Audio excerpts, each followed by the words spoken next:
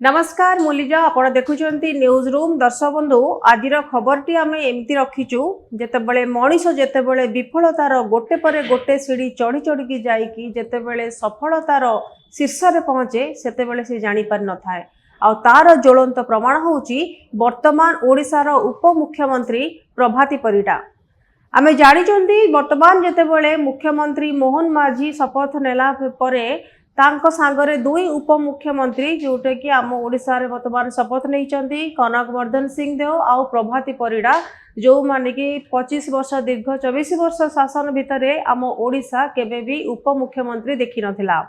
जदिओ या पूर्वरु तीन जन उपमुख्यमंत्री थिले आउ जानकी वल्लभ पट्टनायक समय रे दुई जन उपमुख्यमंत्री थिले किंतु वर्तमान कथा होउची वर्तमान उपमुख्यमंत्री जी हेइचंती प्रभाती परिडा सी होचंती प्रथम उपमुख्यमंत्री कारण 1972 मसीह आमर मुख्यमंत्री थिले नंदिनी शतपथी तांको परे ओडिशा आउ कोनोसी नारी को स्थान देही नाही मुख्यमंत्री किंबा उपमुख्यमंत्री भावरे।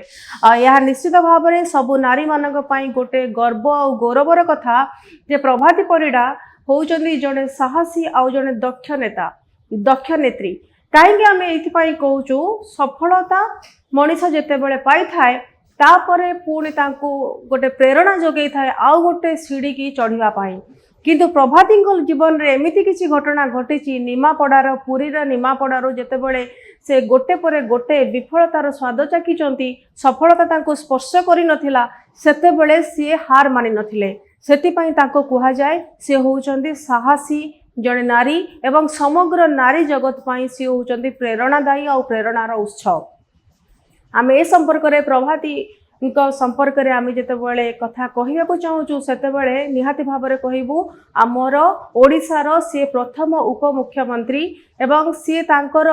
25 वर्ष हैला भारतीय जनता पार्टी रे तांकर कैरियर से आरंभ करिसंती एवं आपण समते जानिसंती जे समीर दास को विपक्ष रे लढी के मध्य से विजयी हेई नथिले पराजित हेइथिले एवं किंतु एमिति निर्वाचन रो पाणीपाग बदली जाइथिला शेष रे जहां को से विरोधी भाव से सारा जीवन रखिथिले जानिथिले समीर दास को सेही समीर दास को जेतेबेले दल टिकेट देई नथिला सेतेबेले से प्रभाती को सहयोग करथिले।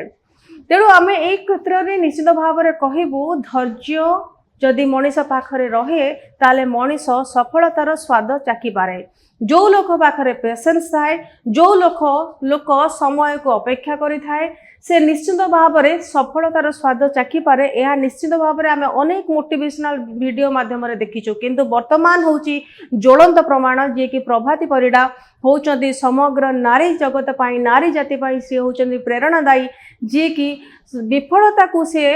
हेय ज्ञान करिसंती एवं जेतेबेले से प्रत्येक थर जेतेबेले निर्वाचन रे से हारिचंती सेतेबेले से सफलता आड़ को अग्रसर होइचंती अर्थात जेतेबेले से हारिचंती सेतेबेले सफलता को किपरि स्पर्श करा जिवो से कथा मधे से भाबिचंती किंतु एइठी गोटे कथा होची भाग्यर विडंबना किंबा भाग्य जहा सांगरे रहे से क्षेत्र रे आमे केही किछि भगवान मनीष किछि करि पारे नै भगवान जा भाग्य रे जहा रखि थांती ता निश्चित घटे। दिने प्रभाती परिडा केबे भाबी नथिले से ओडिसा रे उपमुख्यमंत्री हेबे एवं प्रभाती परिडा मध्ये केबे भाबी नथिले से एथर निर्वाचन मध्ये जितिबे